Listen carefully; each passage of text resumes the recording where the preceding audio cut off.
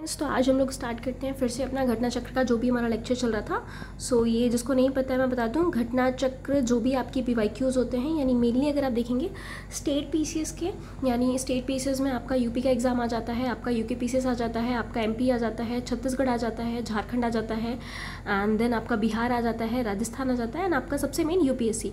इन सब के जितने भी पीवाईक्यूज़ आए हुए होते हैं उसको हम कवर कर रहे हैं subject by subject and topic wise. तो हम लोग एनवायरनमेंट की अपनी सीरीज़ को देख रहे थे। एनवायरनमेंट की सीरीज़ में 2 टॉपिक्स ऑलरेडी हम कवर कर चुके हैं एंड यहाँ पर हम नॉन कन्वेंशनल एनर्जी को देखने वाले हैं। इसमें आपको पूरा का पूरा अपडेटेड डेटा मिल जाएगा। यानी अगर आज आप बात करते हैं तो आज है डेट 8 जुलाई 2024। अभी तक का जितना भी अपडेटेड डेटा रहेगा वो मैंने इसमें कंपाइल कर दिया। सो इसके बारे में आपको चिंता करने की ज़रूरत नहीं है। अगर आप मेनली यूपी का कोई भी एग्जाम दे रहे हैं, आर ओ कुछ भी दे रहे हैं, तो आपके लिए बहुत बेनिफिशियल होने वाला है। ठीक है, तो स्टार्ट करते हैं हमारा टॉपिक आज का, that is non conventional energy. और इसमें सबसे पहले जो क्वेश्चन था that was regarding renewable resource of energy. ठीक है, सो सोलर एनर्जी की बात करते हैं। उसको बार बार क्वेश्चन में पूछा गया अलग अलग फॉर्म्स में। हम देखते हैं कैसे रिन्यूएबल सोर्स ऑफ एनर्जी के एग्जांपल के उसमें सोलर एनर्जी आपको दिया हुआ था। देन अगर आप देखेंगे सन, ये बेसिकली क्या है, आपका सोलर एनर्जी का सोर्स होता है। ये non conventional form of energy मानी जाती है। ये किसी तरीके का कोई एनवायरमेंटल इशू जो है उसको प्रोड्यूस नहीं करता है। फिर largest store house of alternative energy की अगर बात करते हैं तो वो किसको कहा जाता है, सन को या सोलर एनर्जी को कहा जाता है। ठीक है, सो ये बेसिक आपका क्या है, इसका एग्जाम्पल है। ठीक, नेक्स्ट आते हैं दूसरे क्वेश्चन पे क्या पूछा गया था झारखंड में। कन्वेंशनल सोर्स ऑफ एनर्जी क्या है, coal, petroleum, natural gas, atomic and nuclear, ये सारे के सारे किस में आते हैं, कन्वेंशनल सोर्स ऑफ एनर्जी में आते हैं। दूसरा क्वेश्चन क्या था आपका पीसीएस मेंस में, सोलर एनर्जी क्या है, use maximum in organic form, यानी जब मैक्सिमम आपकी सोलर एनर्जी होती है किस फॉर्म में यूज़ होती है, ऑर्गेनिक फॉर्म में आपको यूज़ होते हुए दिख जाएगा। ठीक, वापस आते हैं सोलर सेल पे। सोलर सेल क्या है, सबसे ज़्यादा इको फ्रेंडली एनर्जी सोर्स, यानी जितना भी आपको एनर्जी के सोर्सेज दिखते हैं उसमें सबसे ज़्यादा इको फ्रेंडली अगर कोई है तो कौन सा है, आपका सोलर सेल है। फिर आते हैं सिक्किम पे। सिक्किम आपका 2015 में पहला 100% ऑर्गेनिक स्टेट बन चुका था वर्ल्ड में, यानी पूरी दुनिया में सबसे पहले 100% ऑर्गेनिक स्टेट कौन सा बना है, आपका सिक्किम, और 2015 में था। इसको एक और अवार्ड मिला था, कौन सा, prestigious future policy global award, किसकी तरफ से, United Nation Food and Agriculture Organization. तो आपका UNFA एक ऑर्गेनाइजेशन है, उसके थ्रू सिक्किम को ये अवार्ड भी मिल चुका है। ठीक है, ये 2019 के पीसेस में आया था। फिर फॉसिल फ्यूल पे आते हैं। फॉसिल फ्यूल में आपका क्या क्या एग्जांपल हो सकता है, आपका ऑयल हो सकता है, कोल हो सकता है, नेचुरल गैस हो सकता है।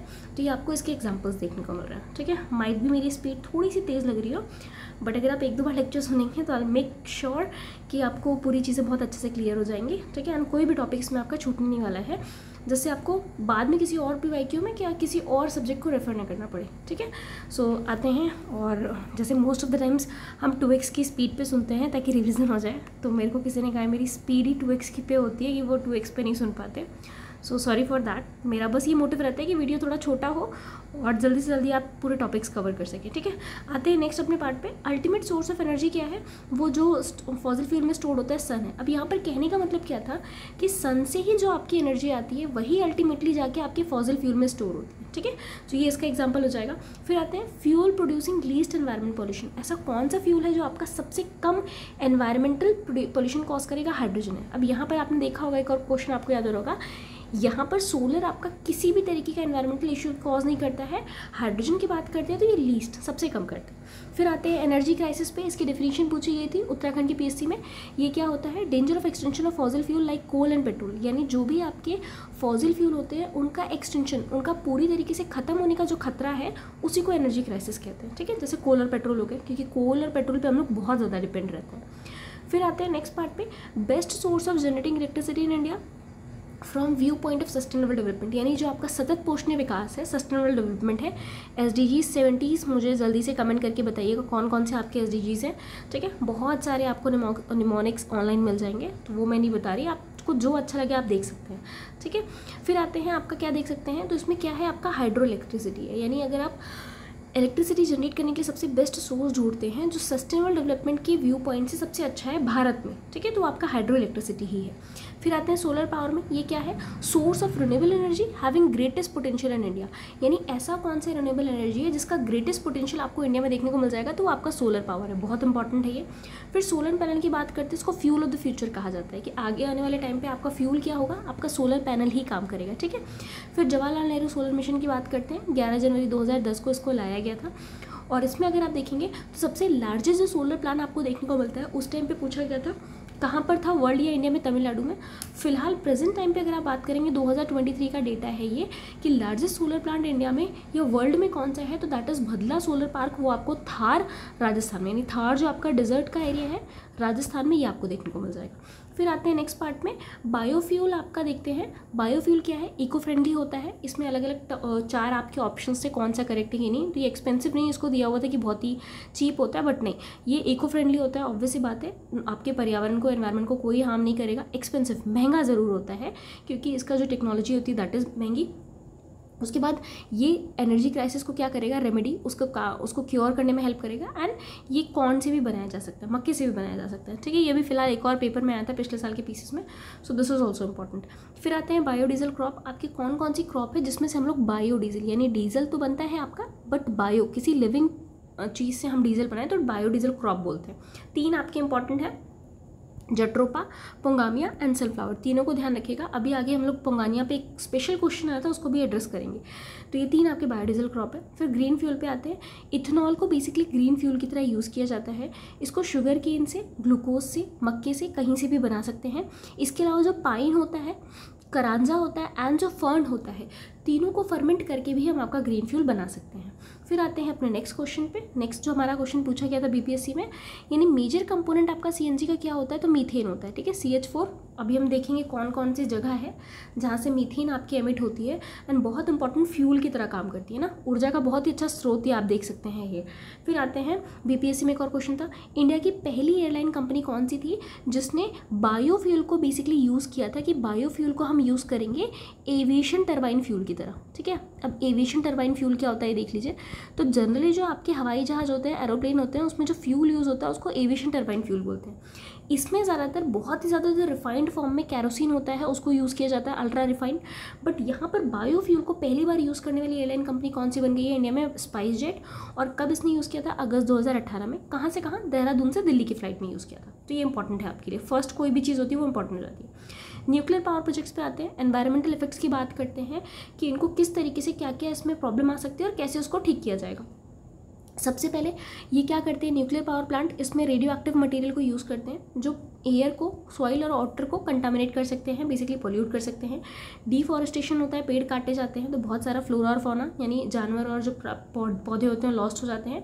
और रेडियो एक्टिव वेस्ट को डिस्पोज करने के लिए, ठीक है। इसी में मेरे को एक याद आ रहा है, रेडियो एक्टिव वेस्ट डिस्पोजल से लेके एक बहुत बड़ा इशू चल रहा था अभी ऑल ओवर द वर्ल्ड, जिसमें अगर आप देखेंगे तो फुकुशिमा आपको देखने को मिलता है, ठीक है। फुकुशिमा एक प्लांट है, जापान में है। इसका क्या इशू था एक बार देख लीजिएगा। जापान का प्लांट था जो सुनामी में नष्ट हो गया था एंड जापान को इसका वाटर क्या करना था, डिस्पोज ऑफ करना था। तो बहुत सारे लोग इस पर क्वेश्चन उठा रहे थे कि नहीं ये प्लांट रेडियो एक्टिव वेस्ट इसमें है तो हार्म करेगा, ठीक है। So this is also important, ये ध्यान रखिएगा।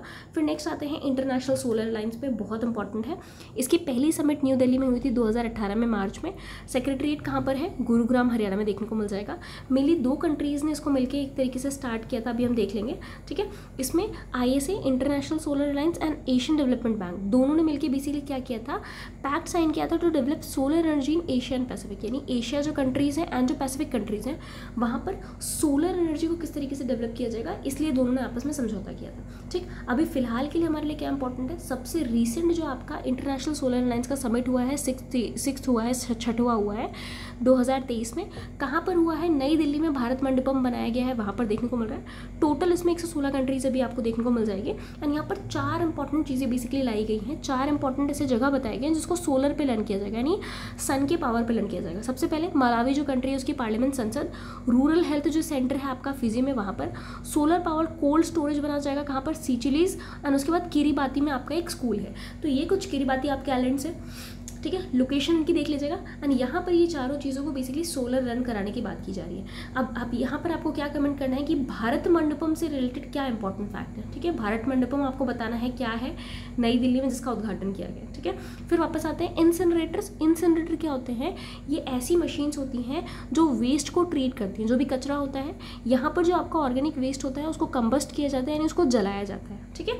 तो उसको इंसिनरेटर्स कहते हैं। फिर बीपीएससी का क्वेश्चन है, India's first district to have 100% solar powered health centre, यानी कौन सी ऐसी जिला है आपका पूरे भारत में जहाँ पर जो हेल्थ सेंटर है यानी जो स्वास्थ्य केंद्र है, प्राइमरी स्वास्थ्य केंद्र है, प्राथमिक स्वास्थ्य केंद्र, वो वहाँ पर पूरी तरीके से वो सोलर पावर यानी जितने भी उसमें इलेक्ट्रिसिटी यूज़ हो रही है पूरी सोलर के थ्रू हो रही है, वो आपका सूरत हो जाएगा। फिर आते हैं पहली यूटी कौन सी यूनियन टेरिटरी इंडिया में जो 100% सोलर एनर्जी पे लर्न करती है, वो आपकी दीव है। दीव स्मार्ट सिटी की बात करते हैं तो इंडिया की पहली सिटी बन चुकी है जो 100% रिन्यूएबल एनर्जी पे रन करती है दिन के समय, ठीक है, रात के समय की बात नहीं हो रही है, दिन के समय की बात हो रही है, पूरी तरीके से रिन्यूएबल एनर्जी पे रन करती है। फिर आते हैं ऐसे पे जो अभी हमने ऊपर देख लिया है, इसको लॉन्च किया गया था United nation conference on climate change में 2015 में पेरिस एग्रीमेंट के तहत, और इसमें 2 कंट्रीज आपके इन्वॉल्व थे, मैंने आपको ऊपर बताया था, एक प्रेसिडेंट ऑफ फ्रांस एंड दूसरा पीएम जो इंडिया के थे, दोनों ने मिलकर समझौता किया कि हम इंटरनेशनल सोलर अलायंस लेके आएंगे। ठीक, मेन काम क्या था, 2030 तक हमको सोलर एनर्जी USD $1 ट्रिलियन तक इसको लेके आना था। मेंबर कंट्रीज 116 है, आपको पता है। फिर से मैं बताऊंगी आपको अपडेटेड फैक्ट्स क्या है, इनका टारगेट क्या रखा गया, 65% जो वर्ल्ड की टोटल इलेक्ट्रिसिटी है 2030 तक, वो हमारा लक्ष्य है कि हम कहाँ से उसको फुलफिल कर सकें, आपके सोलर यानी आपके सन की एनर्जी के थ्रू उसको फुलफिल कर सकें। दूसरा, डीकार्बोनाइज करना है 90% पावर सेक्टर बाय 2050, यानी 2050 तक आते आते जो पावर सेक्टर है उसको 90% डीकार्बोनाइज यानी उसमें से कार्बन को हमें क्या कर देना है, माइनस कर देना है। फिर आते हैं बायोमास गैसिफिकेशन पे। गैसिफिकेशन बेसिकली क्या होता है, इनकम्प्लीट कंबशन है। कंबशन मतलब किसी चीज़ को बर्न करना, जलाना उसे, ठीक है, बर्न करना उस चीज़ को, तो बर्न किया बट इनकम्प्लीट, पूरी तरीके से नहीं किया। तो इसमें क्या होता है, जो बायोमास गैसिफिकेशन होता है उसमें बायोमास को इनकम्प्लीट कंबस्ट किया जाता है ताकि कंबस्टेबल गैसेस बनाई जा सके। ऐसी गैसेस बनाएंगे, जब इसको पूरी तरीके से नहीं जलाएंगे तो कुछ ऐसी गैसेस निकलेंगी जिसको बाद में हम जला के एनर्जी की तरह यूज़ कर सकते हैं, फ्यूल की तरह यूज़ कर सकते हैं। तो कौन कौन इसमें निकलता है, कार्बन मोनोऑक्साइड, हाइड्रोजन और मीथेन। कार्बन डाइऑक्साइड और हाइड्रोजन, कार्बन मोनोऑक्साइड और हाइड्रोजन को साथ में प्रोड्यूसर गैस कहा जाता है, फ्यूल की तरह यूज़ होती है। और मीथेन इसमें क्या होती है, अगर आप देखेंगे तो बहुत ही कम अमाउंट में यूज़ होती है। और जो आपके इंजन्स होते हैं, कौन से, इंटरनल कंबस्शन इंजन्स जो अंदर ही बेसिकली गैसेस को जलाते हैं, वहाँ पर इनको यूज़ किया जा सकता है। तो बहुत ही इंपॉर्टेंट फैक्ट है। यहाँ पर क्या क्या यूज़ करते हैं, जो आपकी नारियल होता है, कोकोनट शेल, उसके ऊपर का जो हार्ड कवरिंग होती है वो, ग्राउंडनट जो आपकी मूंगफली की छिलके होते हैं वो, जो आपके चावल के बेसिकली हस्क होते हैं वो, तो ये सारी चीज़ें हम लोग इसमें यूज़ कर सकते हैं ना। ये कितना अच्छा है, वेस्ट टू बेसिकली वेल्थ के एग्जाम्पल के रूप में मेन्स में भी आप इसको यूज़ कर सकते हैं, वेरी इंपॉर्टेंट।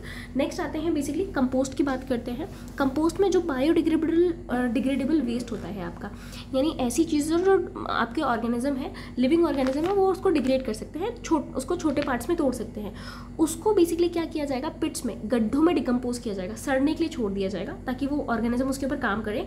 एंड उसके बाद जो आपके पास मिलता है दैट इज़ ऑर्गेनिक मैटर, वो बहुत ज़्यादा न्यूट्रिएंट्स में रिच होता है, उसके अंदर बहुत सारे मिनरल्स आपको मिल जाएंगे जो सॉइल के लिए इंपॉर्टेंट होंगे। और यही कंपोस्ट का काम अगर अर्थवर्म आपका करता है, केंचुला जिसको हम कहते हैं, ये प्रोसेस को और ज़्यादा जल्दी करता है। इस प्रोसेस को हम लोग क्या कहते हैं, वर्मी कंपोस्ट कहते हैं। ठीक, वेस्ट की बात करते हैं तो वेस्ट में आपका फार्म वेस्ट भी होता है, ठीक, यानी जो आपका खेतों से जो आपकी कचरा निकलता है, लाइव स्टॉक का एक्सक्रीटा हो सकता है, जैसे सीवेज ट्रीटमेंट प्लांट होता है, वेजिटेबल आपकी सब्जियां और वो सब हो सकता है। ये सारी चीज़ें आपकी कंपोस्ट में आती हैं, इससे हम बहुत ही अच्छा ऑर्गेनिक मैटर या खाद बना सकते हैं। इसीलिए इसको फार्मर्स फ्रेंड भी कहा जाता है। अगर आपको पता हो ना, बचपन में हम लोगों ने पढ़ा था कि किसानों का दोस्त होता है। क्यों? क्योंकि वो इस तरीके का वर्मी कंपोस्टिंग का काम करता है, जो आपकी सॉइल रहती है उसको प्लगिंग का काम करता है ना, पूरी सॉइल की गुड़ाई कर देता है। रिन्यूएबल पावर रिसोर्सेज की बात करते हैं, हैड हाईएस्ट इंस्टॉल्ड कैपेसिटी, सबसे ज़्यादा हाईएस्ट इंस्टॉल्ड कैपेसिटी है वो किसकी है, बेसिकली सोलर पावर की। तो जब ये क्वेश्चन पूछा गया था उस टाइम पे भी सोलर पावर थी।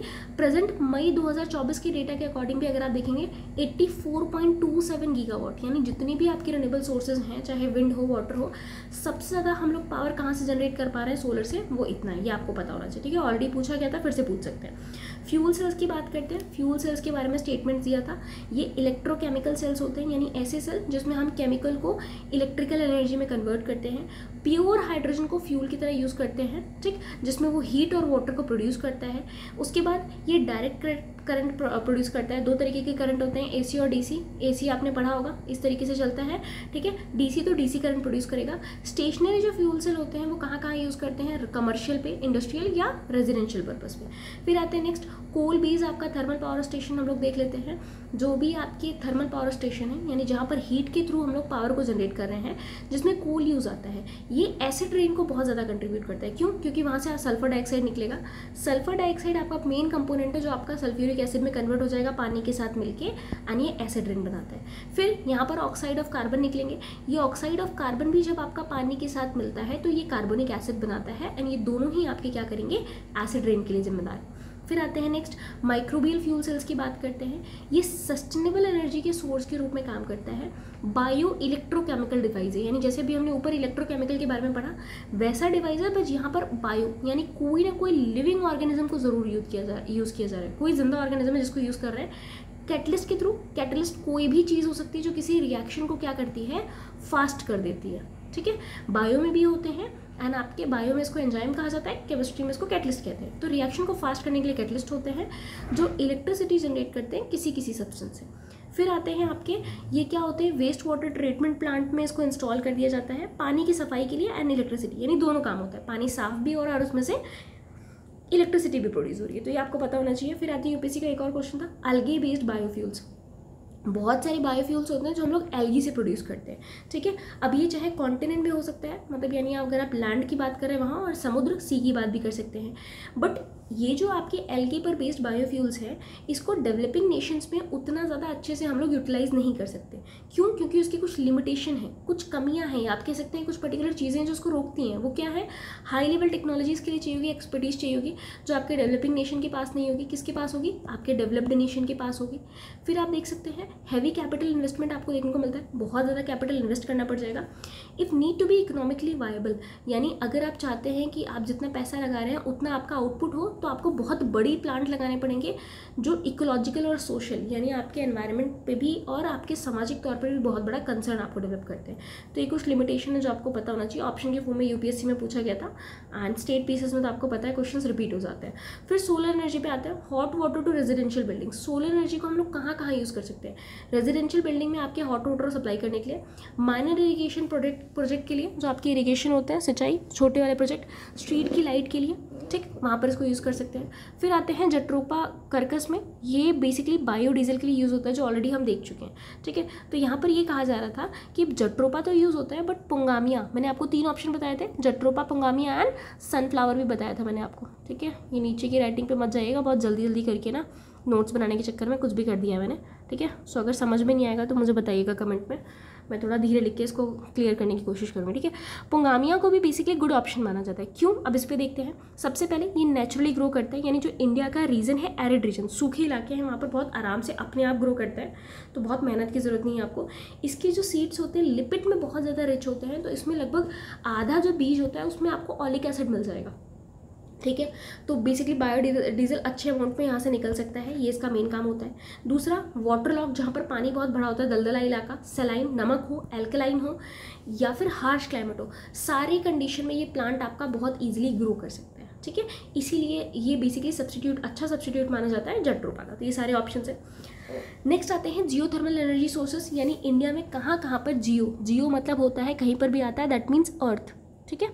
अर्थ हो गया, थर्मल मीन्स क्या हो गया, हीट। तो अर्थ में जो हीट के सोर्सेज हैं, एनर्जी के सोर्सेज हैं, वो इंडिया में कहाँ कहाँ मिलेंगे?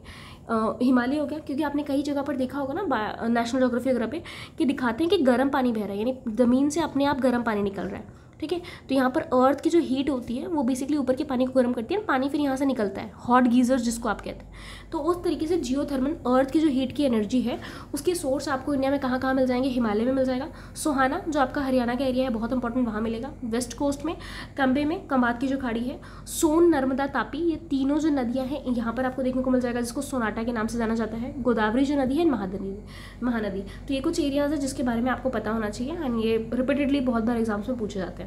फिर आते हैं मिनरल पे, ये मैच द फॉलोइंग में था। मिनरल कैसे होते हैं? एग्जॉस्टेबल, यानी वो खत्म हो जाते हैं। सोलर एनर्जी इनएग्जॉस्टेबल मानी जाती है, क्योंकि ऐसा माना जाता है सन को भी अभी खत्म होने में बहुत टाइम लगता है, तो उसकी एनर्जी हमको मिलती रहेगी। बायोगैस क्या होती है? मीथेन और कार्बन डाइऑक्साइड का कॉम्बिनेशन होता है। डिफॉरेस्टेशन क्या करेगा? रेनफॉल को अफेक्ट करेगा। ऑब्वियसली बात है, जब आप बहुत ज़्यादा पेड़ काट देंगे तो रेनफॉल भी आपकी क्या हो जाएगी? कम हो जाएगी। फिर आते हैं इंडिया की पोजीशन पे, यानी सिलिकॉन जो वेफर्स होते हैं, सिलिकॉन आपका एक एलिमेंट है, उसके वेफर्स बनाए जाते हैं। सिलिकॉन बेसिकली आपके इलेक्ट्रॉनिक्स के आइटम में बहुत ज़्यादा यूज़ होता है, जैसे फोटोवोल्टाइक यूनिट्स हो गए, उसके मैन्युफैक्चर में इंडिया की पोजीशन की बात करते हैं, ठीक है। फिर आते हैं सोलर पावर टैरिफ, यानी सोलर जो आपका पावर होता है, सोलर एनर्जी अगर आपको इंस्टॉल करनी है तो उसकी टैरिफ कौन प्रोवाइड करेगा, है ना, उसमें छूट जो होती है वो कौन देगा? Central electricity regulatory commission. तो ये आपको पता होना चाहिए। ये 2 ऑप्शंस दिए गए थे, ट्रू एंड फॉल्स की तरह। फिर आते हैं यूनियन बजट 11-12 की बात करते हैं, ठीक है। अभी हम लोग बजट इस बार का भी देख लेंगे एंड यूपी का बजट मैंने डाल दिया है, 19 मिनट्स में है, तो आप देख सकते हैं, बहुत ज़्यादा टाइम नहीं लगेगा एंड ऑलमोस्ट सब कुछ कवर है उसके अंदर। फिर आते हैं यूनियन बजट 11-12 पे, full exemption from basic customs duty, यानी जो कस्टम्स ड्यूटी होती है उसमें से फुल एग्जाम्पशन इसमें दे दिया गया था। किसको? बायो बेस्ड असफाल्ट यानी बायो असफाल्ट को। अब असफाल्ट क्या होता है? एक तरीके का मटेरियल होता है जिसको रोड बनाने में बहुत सारी जगह पे यूज़ किया जाता है, ठीक है, छत बनाने में, तो वो असफाल्ट जनरल प्रिपेयर करते थे। बट बायो असफाल्ट की बात करते हैं जो फॉसिल फ्यूल पे बेस्ड नहीं होता। जनरल आपका असफाल्ट फॉसिल फ्यूल से बनेगा, ऐसा असफाल्ट जो हम लोग बायो लिविंग ऑर्गेनिज्म की हेल्प से बनाएंगे उसको बायो असफाल्ट कहते हैं। तो अगर इस तरीके का कोई असफाल्ट आप यूज़ कर रहे हैं तो उस पर कस्टम ड्यूटी पूरी तरीके से माफ़ कर दी गई है, ख़त्म कर दी गई है, ठीक, ताकि रिन्यूएबल कंस्ट्रक्शन मटेरियल को हम यूज़ कर सकें। कैसा है? रिन्यूएबल हो जाएगा।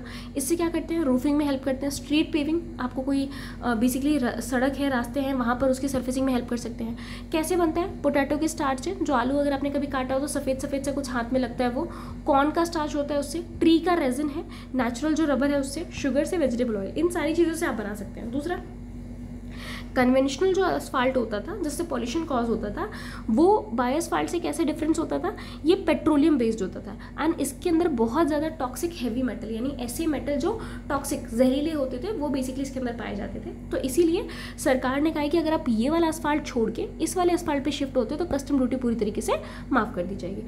फिर नेक्स्ट आते हैं आपके दूसरे पार्ट पे, ठीक है, कुछ अच्छा, अब आते हैं रेज्यूवेव। ये बहुत इंपॉर्टेंट है। रेज्यूवेव टेक्नोलॉजी जनवरी 2024 में भी न्यूज़ में थी आपकी।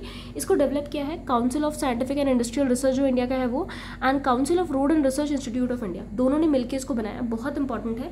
और इसका सबसे पहले जो बार यूज़ किया गया है, अरुणाचल प्रदेश में एक टनल यूज़ हो रही है, सेला टनल, और यहीं पर आपको सेला पास भी देखने को मिल जाएगा, तो वो भी इंपॉर्टेंट है, देख लीजिएगा।